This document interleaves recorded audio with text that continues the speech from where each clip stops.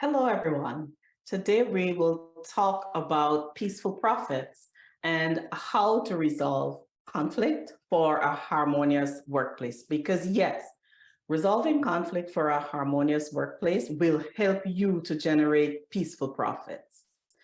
A client of mine left an organization that had a significant issue with handling conflicts. Employees were quitting, and when they quit, they were citing a toxic work environment. The feedback coming from those employees was that nobody was responsible for anything, or everyone was responsible for everything. So there was no accountability within that workplace, among other things. When I spoke with the leadership team, they were surprised because they thought that they had used effective conflict management to create a peaceful workplace. It felt peaceful to them. It certainly didn't feel peaceful to the people who were leaving. They thought that they had given everyone autonomy, and by giving autonomy, people would be happy and people would be working on what they need to do, and they were not micromanaging. Unfortunately, the reality was different, and that was affecting their profits. The employees in the organization who remained there, they were unhappy and they were unproductive. The resignations were costing the organization money. They had to hire new talent, they had to assess skills, they had to train people, and there was an overall negative impact on productivity and morale of the people who were left behind, shouldering the extra work that came on their heads when the employees departed. Now, there's a statistic that I want to share with you. It is a 2021 study done by the Society of Human Resource Management. And they have said that in 2021, the average cost per hire for a company is $4,400. And the average time to fill a position is 42 days. So imagine someone taking on the extra burden of work. They're already unhappy, but they decided to stay.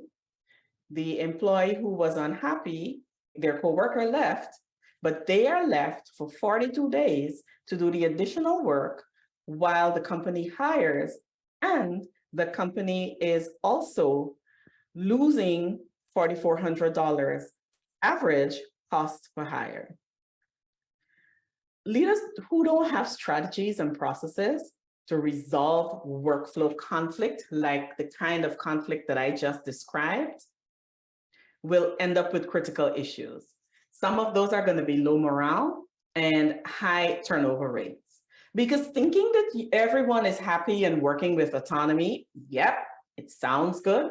But if there is not enough management, if there is not enough tunneling into your systems and workflows and making sure that everything that needs to be done is done, then that's conflict.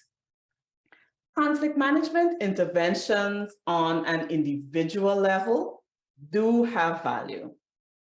They just don't work long enough or well enough without improving the organizational level management practices. So you might be thinking that you're going to work with one person and you're going to help fix this workflow and then move on to the next person. But what you are really doing is using an intervention that is not effective. It has to be done company-wide. Your conflict management and change management and systems management is something that has to be looked at on a company level. Managing your systems and your workflows is a conflict management technique. It is hard to create peaceful profits without effective systems management techniques. When we talk about profits, there's an assumption sometimes that it's better to have peace. A more peaceful work environment is more important or has a higher priority than making money. And I'm going to examine that very briefly here before we move on by asking you to show me a broke business who has leadership that is peaceful. Because if your business is broke, there ain't going to be no peace going on inside of it. The employees are going to be afraid that they are not able to be paid. The leaders are going to be afraid that they're going to have to shut the business down, and I can go on. So let's look at what a peaceful workplace gets you. Let's look at what a workplace that has clearly defined roles and systems will get you. It'll get you more profit in the long run because systems and workflow conflict will be resolved and teams are going to be better equipped to work together effectively. Employers are going to be happy. Employees are going to be happier.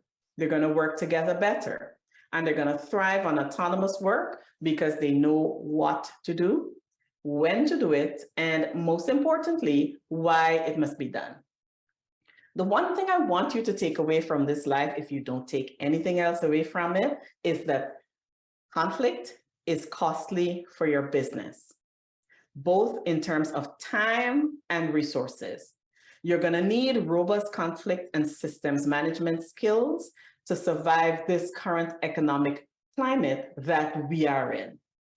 You have to develop standardized processes that you and your team can follow over time consistently.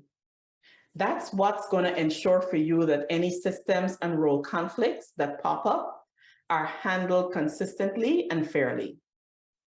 Systems management is critical for creating a harmonious and profitable workplace. Now, if you want to do this and you're wondering, where do I start? I'm about to tell you.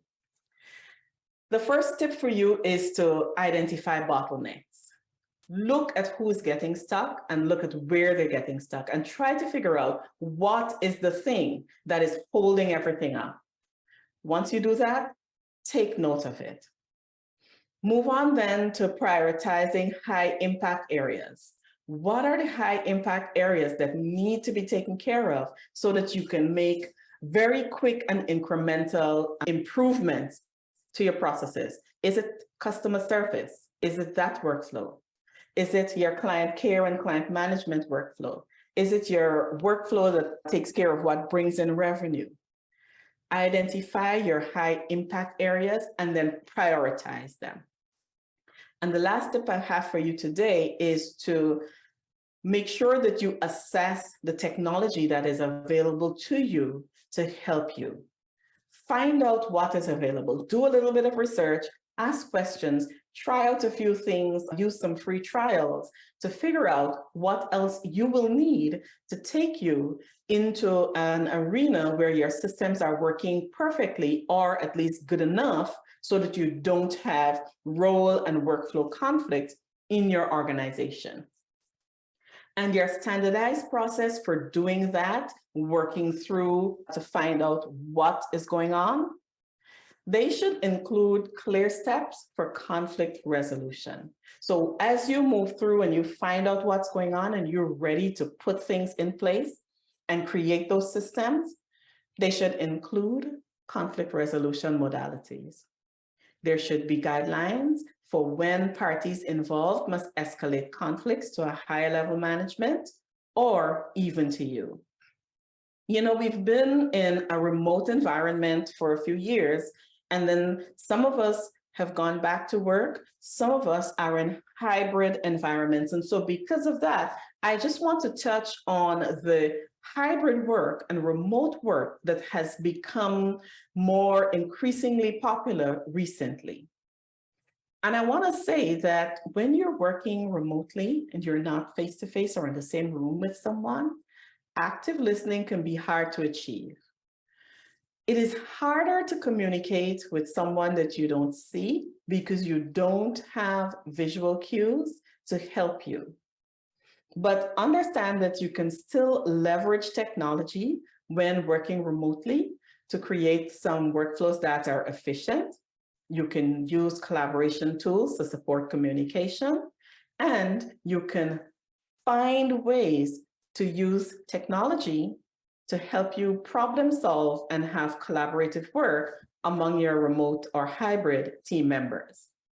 So in closing, understand that if you improve your management practices, if you look at your systems, you look at your workflows and you upgrade them, you can create a workplace where everyone feels valued, everyone feels heard, everyone still has autonomy, but now they understand what they're doing, and you're able to resolve conflict in your workplace systems in a peaceful manner that will translate to profit.